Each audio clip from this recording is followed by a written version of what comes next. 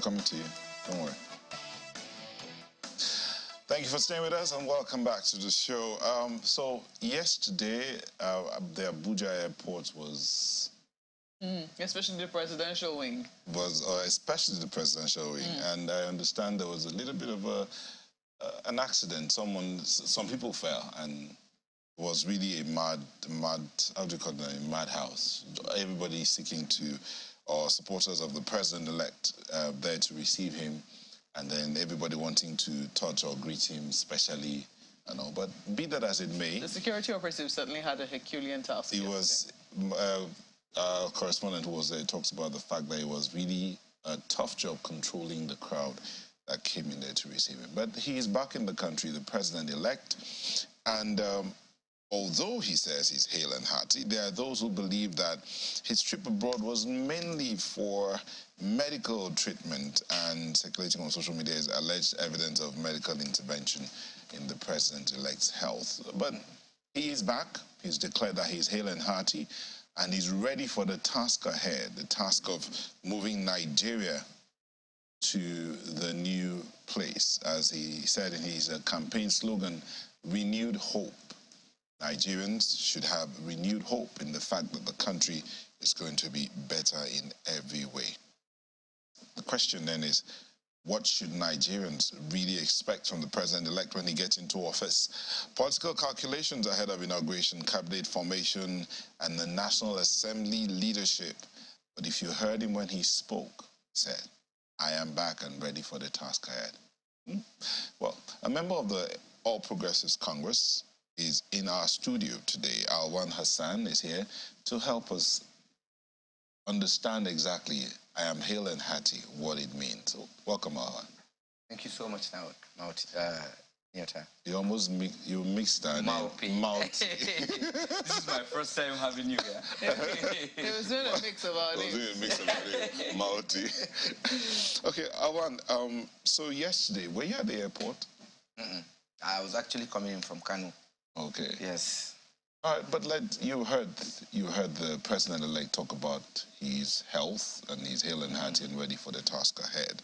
If I ask you, what do you think? Of course, you say yes, he's correct. So let's move it the other way. What should Nigerians expect now that the president-elect is... Well, how would you now, because you know the truth, that he's held and healthy. I know the truth. I'm not a doctor. That he's held and healthy, and the person you saw yesterday is held and healthy. He doesn't even have to say it. So that's why you're saying you don't have to ask me, because this is what I will say. Of course, we had a Buhari in 2015 that they said was cloned. This man has spent 8 years stronger than a lot of them. Some of them that said Buhari was going to die, died before Buhari. So it's only God that gives life and health. And let's be praying for our leaders so as not to have common confusion in the ranks, you know? So he's back. He's back. And indeed, everyone will be hoping that their leaders would stay healthy so that they can deliver governance to the people. Well, our last guest, we're discussing security, and one of the things that Brigadier General Usman talked about was the fact that governance has added to the insecurity situation in the country. So now, in expectations of Nigerians of the incoming administration, what do you think? What kind of governance should Nigerians be expecting? I really needed to have seen him here and ask him what does he mean by governance has added to the insecurity first. Because, of course, what this government met on ground as an insecurity issue has been really dealt with. It was just Boko Haram. And today in Abuja, you can drive everywhere and even pass Villa. We knew the times that you couldn't even pass in front of force headquarters when we came in. So it depends on what one. You're talking about Abuja. What about the other parts of the country? Abuja, Kaduna, people travel every day these days, you know? So you see, these are not things we met on ground. What we met was Boko Haram, and we fought Boko Haram. Let me tell you, Neota, the whole thing is, what should Nigerians be expecting? The whole thing is, our security architecture was not designed to fight such a war. So as it is, there is no government that has sat security for a security meeting like this government. and they are trying to re-engineer the security architect so as to tackle this situation. There is no government, Neota, there is no president on this earth that will be happy to leave a legacy of bad omen in his regime. If you see things going out of the way, it's just because it can't be handled. That point, you know, if you count how many soldiers we have, how many military personnel, how many people do we have in our institutions that are supposed to guide us? There's just very few. So we need to recruit. You need to recruit. How much do we have to now recruit and be borrowing money to pay police, to pay military, to pay because we want them to be everywhere, you know? So, but then if you count, but of course, it is the responsibility of the government. The first responsibility is the security of life and properties of its citizens. And I bet you, Asiwaju will do better. He will pick up from where this government has stopped and build on it. There is a lot that has been done in reorganizing and re-engineering the security architect in this country. Asiwaju will pick up from there and build on it.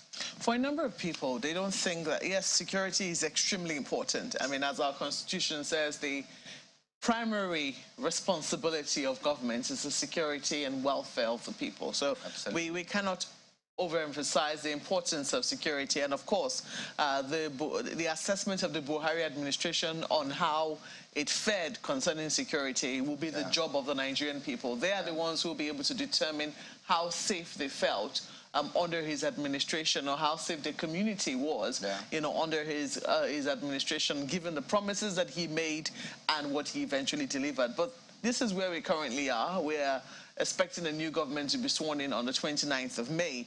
And we understand the circumstances around our elections. We saw what happened after the 25th of February and how Asiwaju Bola Ahmed Tinubu was declared president. This is the first time, you know, that a president is emerging and not winning the most popular votes. For some people, they say, yes, he won, from what we can see, even though that has been disputed by other political parties in court. But if you were to total the votes of all the other political parties who also participated, well, maybe not all, at least three of the other major contenders, that of the PDP, that of the Labour Party, and also that of the NNPP, you will see that a lot of Nigerians rejected the All Progressives Congress. And so you still have the fallout of the elections to deal with. The fact that people are still very upset with your political party, and in some instances, you know, the divisive rhetoric that comes with the elections usually tends to polarize people. So there are questions as to whether or not your party is aware of, you know, the fact that it has to deal with the fallout of the elections and has a task of uniting Nigerians around a common purpose. Do you think that it's something that your presidential candidate, who is now president-elect, is capable of doing? Absolutely. He's managed parties before, and he's done very well with them. He's given people platform, people like Atiku, to contest for president on a platform he nurtured. And first, and what I want to tell you, Maupe, is hence the call for the NEC to sit. The NEC of what? The NEC of APC to sit. I agree with you when you said we had 8 million, and other parties, if you put together, are more than also people rejected us. Of course, even without bringing other parties, we had 40 million votes in 2019. We had about 50 million votes in 2015. Today, we are having 8 million votes. Of course, it's something to worry about. Where are those 6 or 7 million votes? This is a sole responsibility for the party to sit down and do a post-mortem of the elections. And why we need to call in, and that's hence why we need to call in the NEC, so as it is the NEC, first of all, that would even try to nominate people for the advisory committee, because we don't have a BOT now. We've turned it to, it's now an advisory committee for the party. These are the people that will be nominated into the advisory committee that will be advising the government. And I'm telling you this, Maupe, Asiwaju's government will have synergy between the federal government and the party, unlike what we've seen in the past. President Muhammadu Buhari is not a politician, you know, and we've seen the party doing its ways and the government taking its ways too. A lot of things had happened where the presidency said he doesn't want to involve himself in political parties and political party affairs. So, but it's going to be different this time around. You have the president that is a politician. You have his vice that is also a politician. These two people cannot just stay back and watch the party doing what it likes doing, you know? So there is going to be a lot to be done. The internal party reforms, you know? So you think that this has to start from within the All Progressives Congress? A lot of people are going to say, how is the business of the APC our business? I mean, what we're asking for... Who are those people? We did not elect the APC. But when you want to ask me questions, when you want to ask me questions, you ask me questions based on our manifesto. So why would they now remove the party from the government? Whatever it is you want to ask me, or things we've done, or things that have been put in the manifesto. The question you ask me is, this is what you say in your manifesto, and the same people that would say they are not asking party, they are asking the government. When they see things, policies... Just a quick one, since you want to take it from that angle. Would the party, or can the party reprimand the president if he does not follow the manifesto of the party? And let me tell you, I'll come to that. And let me tell you, Maope, there is no policy, there is no government policy that doesn't have a political implication. Hence, you must work with your party. Okay. So the question again, can the party, or will the party, hold the president to account if he goes against its manifesto? You see, Neota, there has never been a politician as consistent as Ashwaju in this country. The renewed hope agenda has been what he's been talking about since he was Lagos governor. This man has promised, and as he said, is going to hit the ground running. Oh, well, you've not answered the question. What's your question? Marco asked you a question and you said, no, you cannot take the party out of it. Yeah, because policies of government are usually must have political... Okay. And the question I asked was, will the party hold the president, when he gets into office, accountable and possibly reprimand him behind closed doors if he goes contrary to the manifesto of the party? Absolutely. Since you say the manifesto belongs to the party. Absolutely. Absolutely. The party is going to be the supreme. He's done that before with ACN. We've seen it. He's done that before with other parties he was part of. Absolutely. Haven't I come here before to call out a member of my party, Maope? I have so many times. We do that. We do that. And sometimes you do that to make them improve. So of course, you've called out members of your party, but maybe not the president, because oftentimes people, anytime they want to talk about the president, it's always about the people around the president are not, reprimanding. The people around the president don't seem to be giving him the correct picture. There's always shielding of the president. There is no direct calling out of the president. But I've called out the president during the Naira redesign. I've called out the president. I've said that we're not with him on this. We've defended him so much that we can defend this because this has a negative impact on the masses.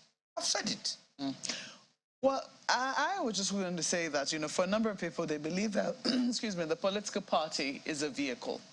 And that when it's a vehicle that takes you to a certain destination, and the point you are at your destination, you now have to worry about the larger populace. It's no longer just about your party. And that, the task at hand is bigger than just the APC and its internal shenanigans. They believe that this is time for instance, now we see what is happening in the National Assembly. There's jostling for the top seats in the National Assembly. I know that, yes, your party would want to have a say. It's not clear where it is going. And people are saying that, is it also possible that, as a result of its indecision, it's not being able to take a stance early, could it also happen that what, happened to it in 2015 could happen again? These are things that will happen regardless of whatever it is that your party does. Maope, how could you tell me a party that had governors that came out to speak against a northern nomination to inherit President Muhammadu Buhari because they wanted a southerner. That same party will not be looking at the National Assembly's leadership. This cannot happen. It can't happen. Of course, the number 3 person would have to go to the south and would have to be a Christian. We found ourselves in a situation whereby religion and tribe play a very big role in our politics, in even governance. Having a Muslim ticket gave us a lot of headache. Now we have won for balance, equity, and capacity. I want that word capacity. He has to be competent. The Senate President has to go to the south. South, and southeast, not even southwest. Anybody coming in as Senate President should be that person from the southeast or south. That is the only way we will strike a balance. And that is what my party will do. And you see it. Southeast and South are not one region. They're 2 different regions. It has not been able to decide. But you have just 3 senators from there. Clearly. The 2 regions. 2 from Southeast and 1 from the South. That's not correct. Senator Pabio, yes, is from the South. Adams Oshomole is also from the South. He's a first-time senator, so he can't be Senate President. Is from the South. Dixon? Yes. Is from the South. Okay, yes. So you have 2. They're more than that. Yeah, but Dixon is an opposition. He can't be Senate President. Okay, unless there is rumble. I'm talking about my party. Comrade Adams Oshomole is a first-timer. And what about this part where the opposition parties are looking to come together for that office? Because if you put them together, they outnumber your party in the Senate. So, but they know, but you can't put, they never came together alone and voted a speaker or a Senate President. They never did? Yes. You must have the ruling party. Whether more numbers or lesser numbers, you must have the ruling party. Let me tell you, the stakeholders in this, you see, the National Assembly, the party has to have a say. The majority party has to have a say in it. There is no way you can leave the National. Well, of course, there are 3 groups that influence the election of the leadership of the National Assembly. One is the governors, whether you like it or not. Governors have so much influence in who becomes who in the National Assembly. Secondly, you have an old-timer groups. For example, Honorable Abdul Mumini Jibrin. Such people have so much influence in who becomes the Speaker of the National Assembly. A lot of them are not even in the National Assembly, but even in the outside, you have to consult with them because they have influence in there. Then you now come to the members elect in the National Assembly. So you have these 3 groups, and we will strike a balance. And let me tell you, there is nobody that would not want to align with what his party says and its government. So you're implying that the APC is already working out, negotiating with the opposition and all of that? Of course we're not sleeping. We're reaching out to Governor Wike. We're reaching out to opposition parties. We're reaching out to even our own party members, because why would you choose to mention Governor Wike? Is he the only governor that you're reaching out to? Yes, he's one of our heroes in the opposition. I like him. He's a very straightforward person. He delivered River State for us, a state that our own sitting governor in 2015 could not deliver.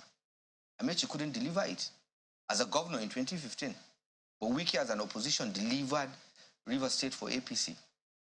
Are you pushing out the former governor of River State? I'm telling you the truth. It is the truth. I'm not pushing him out. Why would I push him out? I'm just telling you the truth. Wike did what Amechi couldn't do. You have heard that the circumstances under which he delivered in quote, have been very controversial. I do not know if you... It's controversial in Kano. But we saw how people came out and rejected us. But it's controversial. It's controversial in Kaduna because we were the ruling party in Kaduna State, but we lost. It's controversial everywhere. Every election is controversial. Shouldn't it be straightforward? You can't have it straightforward. Well, the introduction of all of the... I'll tell you now, it will be by counting and by official announcement of INEC.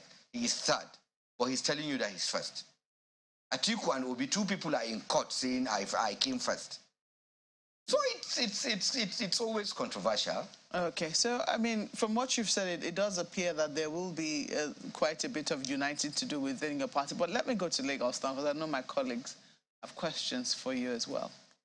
Thank you, Makwe, and it's interesting listening to the conversation from this side of the divide.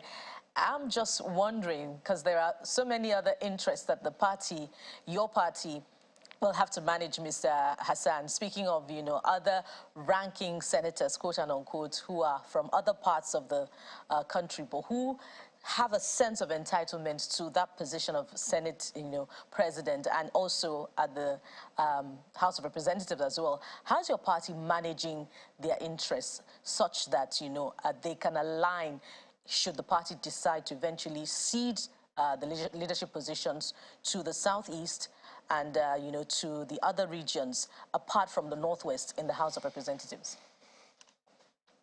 Of course, there is a lot to give in the National Assembly, not just the Senate President or the Speaker. There is the Deputy Senate President. There are leadership positions on the floor. So the party is doing just that. It's talking with its members that are contesting. It's talking with its members that are not even contesting. It's giving them reason, We're giving them reason why this should happen or that should happen. Even anybody, let me tell you, anybody contesting from the northern Nigeria, for example, contesting for the Senate from the northern Nigeria, is just because it's interest, but he knows that to do the right thing, you have to have the number 3 person coming from the south. And that south should be south or southeast. And it should be a Christian, so that we don't have an issue to now be grappling with from now to next year again,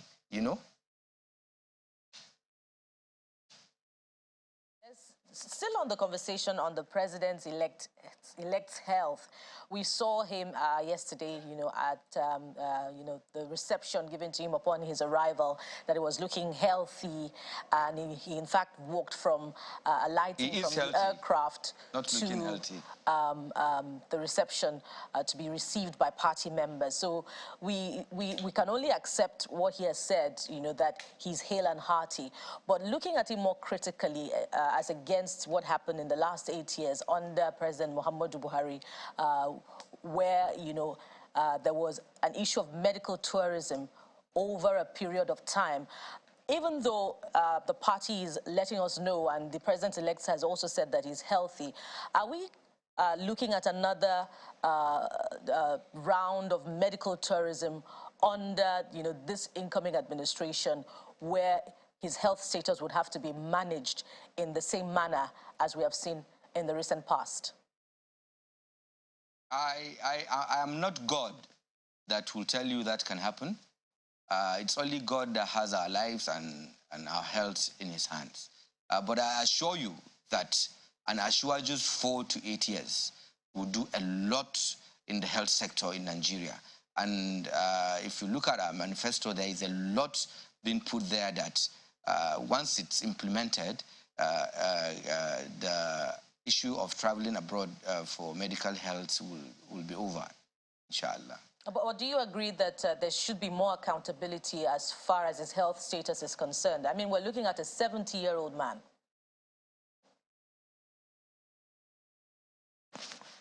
That we should be looking at his health. There should be more transparency where his health is concerned.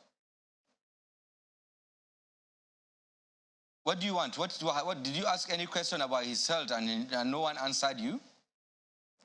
The questions will follow. He has to take care of himself. The questions will follow in the coming days. Let me tell you, I'm in my 40s. I check myself once every 6 months. He is in 70s. This man has passed through rough waters, a lot of rough waters, from the days of Nadeko, from the days of the military. This was one person that has stood to fight the military regime. There have been ups and downs, sleepless nights, and he's in his 70s. And if you have an uncle that is 70, ask him how he battles to take care of himself. That is just it. He's good, he's well. And one good thing, My apologies. About Asiwaju is he has that head from. Okay, well, go ahead. Which is the issue that my colleague is speaking to. Accountability, transparency about these issues, because we need to know. Nigerians need to know the state of the persons that are in charge of their lives. There's a long line of U.S. presidents who lived with disabilities while in office. A president, I think it's Roosevelt, for instance, was already in the build-up to a paralysis before he became president, and he was elected in 1933. So there shouldn't be any issue about that. But I'm speaking to the issue that you raised and which you responded to with my colleague Bukola. Should we be looking forward to a situation where the Nigerian president doesn't travel abroad to take care of his health? Recently, the vice president commissioned, just a second, the vice president commissioned a private facility in Lagos and proudly sat for a relatively complex surgery within that same facility. Should we look forward to such a thing by Nigeria's president and leaders? Absolutely. This is what we're looking for, Ayo. Absolutely. We've had, because I could have reminded you, we've had the vice president, a sitting vice president, go to Lagos and had surgery in his leg. So it means things have improved. And Asiwaju will do better to that, to an extent that he doesn't need to go out if he wants to take care of himself. And saying, Ayo, do you want us to start announcing that our president is sick, he has headache, or he has catarrh? With that, that if you can proudly say, what is wrong with that, Mr. Hassan? Just a second. If we are proud enough to recruit him into office, and you have also identified and emphasized the fact that he is 70, everyone knows that, that is the situation. The same thing happened when President Obasanjo was in office. He recently disclosed that he's battled with diabetes for 35 years. He was in office as president of Nigeria 24 years ago for 8 straight years, and that information wasn't known to people. So what is wrong with leaders disclosing their state of health so that people that they govern can empathize? Okay. Well, Ayo, of what good could that have been during Obasanjo's regime? Of what to just come out and say, pray for me, I have diabetes? Did it affect governance? It never affected anything. Nobody knew. He did his best. He tried his best and did very well. So, but then why would one now come out to say, because I'm president, even if it's not going to affect my work, that I should announce to Nigerians or to my people that I have this illness? I don't think it's important or it's necessary.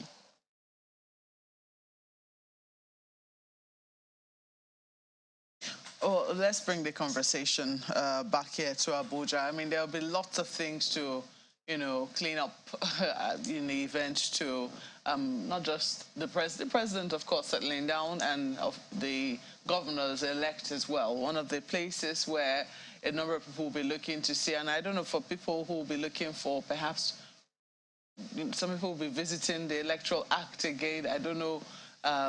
Some people are very saying there are things that we might need to revisit in the Electoral Act. But we saw incidences of infractions in the run-up to the general elections, and I know that you're a member of the All Progressives Congress.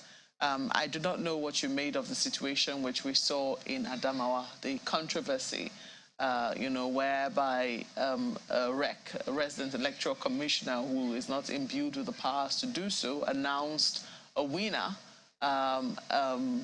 so to speak. And we also saw the governorship candidate of your party doing an acceptance speech and then eventually going to court to try and make that stay.